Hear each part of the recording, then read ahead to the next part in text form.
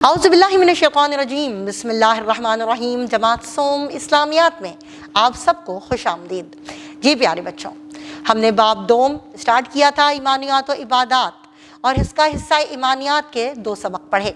آج ہم حصہ عبادات پڑھنے جا رہے ہیں اور اس کا سبق نمبر 1 ہے کلمہ شہادت۔ جی، اشہد ان لا الہ الا اللہ وحدہ لا شریک لہ واشہد ان محمدا عبدہ ورسولہ۔ تو اس کلمہ شہادت کو آپ نے نہ صرف یاد رکھنا ہے بلکہ اس کا ترجمہ بھی پڑھنا ہے۔ تو آئیے اس کے بارے میں مزید جاننے کے لیے اپنے سبق کو پڑھتے ہیں۔ اپنی کتابوں کو کھول لیجئے اور سبق نکال لیجئے۔ آئیے، شیطان الرجیم، بسم اللہ الرحمن الرحیم۔ باب دوم ایمانیات و عبادات، حصہ عبادات پڑھنے جا رہے ہیں، جس میں سبق نمبر 1 ہے کلمہ شہادت۔ حدیث نبی صلی اللہ علیہ وآلہ وآصحابہ وسلم ہے جس کی آخری بات لا الہ الا اللہ ہو وہ جنت میں داخل ہوگا۔ تو پیارے بچوں، اس سبق کی تکمیل کے بعد ہمارے پیارے طلبہ اس قابل ہو جائیں گے کہ وہ ارکان اسلام کا اجمالی تعارف جان سکیں، کلمہ شہادت مع ترجمہ یاد کر سکیں، کلمہ شہادت کا مفہوم اور اہمیت جان سکیں۔ اب ہم پڑھیں گے ارکان اسلام کا تعارف۔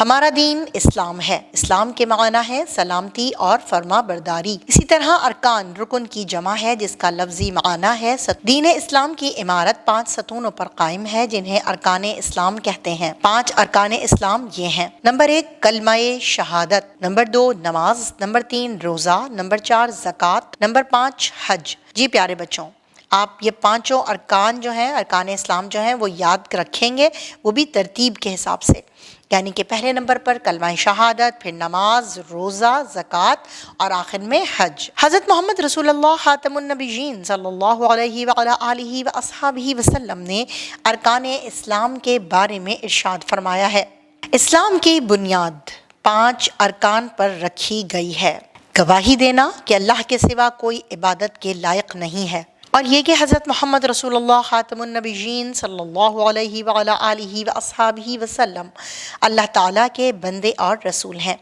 نماز قائم کرنا، زکوٰۃ ادا کرنا، بیت اللہ کا حج کرنا اور رمضان کے روزے رکھنا۔ پیارے بچوں، اب ہم پڑھتے ہیں کلمہ شہادت۔ تو آئیے مل کر پڑھیں میرے ساتھ کلمہ شہادت، پھر اس کا ترجمہ۔ اشہد ان لا الہ الا اللہ وحدہ لا شریک لہ واشہد ان محمدا عبدہ ورسولہ۔ دوبارہ میرے ساتھ پڑھیں، اشہد ان لا الہ الا اللہ وحدہ لا شریک لہ واشہد ان محمدا عبدہ ورسولہ۔ میں گواہی دیتا یا دیتی ہوں کہ اللہ کے سوا کوئی معبود نہیں، وہ اکیلا ہے، اس کا کوئی شریک نہیں، اور میں گواہی دیتا یا دیتی ہوں کہ حضرت محمد رسول اللہ خاتم النبیین صلی اللہ علیہ وآلہ وآصحابہ وسلم اس اللہ تعالیٰ کے بندے اور اس کے رسول ہیں۔ پیارے بچوں، آپ نے نہ صرف اس کا ترجمہ یاد کرنا ہے بلکہ کلمہ شہادت بھی بہت اچھے طریقے سے یاد کرنا ہے۔ اب ہم پڑھیں گے کلمہ شہادت کا مفہوم و اہمیت۔ شہادت کا لفظی معنی ہے گواہی دینا۔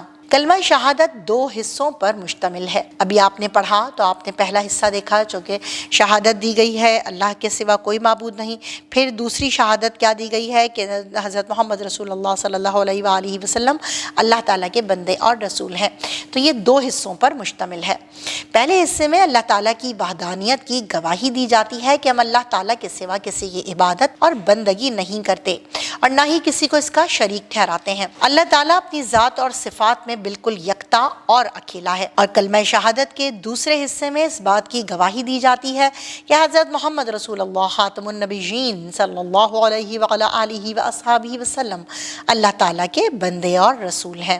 کلمہ شہادت کو دین اسلام میں بہت زیادہ اہمیت اور فضیلت حاصل ہے۔ کلمہ شہادت کو زبان سے پڑھے بغیر اور دل سے تصدیق کیے بغیر کوئی بھی انسان مسلمان نہیں ہو سکتا۔ نبی کریم خاتم النبیین صلی اللہ علیہ وآلہ وآصحابہ وسلم نے کلمہ شہادت کی فضیلت بیان کرتے ہوئے ارشاد فرمایا: ترجمہ: جو شخص اچھی طرح وضو کرے اور 3 مرتبہ کلمہ شہادت پڑھے تو اللہ تعالیٰ اس کے لیے جنت کے 8 دروازے کھول دے گا اور وہ جس دروازے سے چاہے داخل ہو۔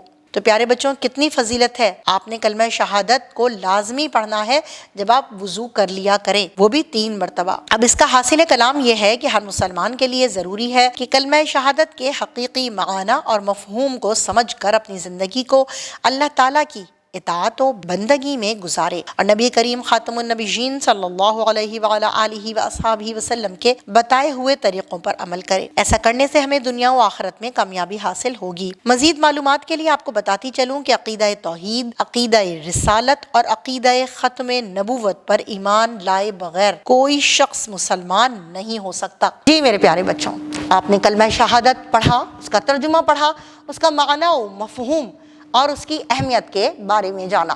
آپ سب سے امید کرتی ہوں کہ آپ اس کی ترجمے کو اور اس کے ساتھ اس کی تجوید کو ضرور اچھے طریقے سے یاد کریں گے اور اس کو اچھی طریقے سے یاد کر کے اپنے اساتذہ کو اور اپنے والدین کو بھی سنائیں گے۔ اسی بات کے ساتھ ہم اپنے سبق کا اختتام کرتے ہیں، ملتے ہیں اس کی مشق میں، تب تک کے لیے اللہ حافظ۔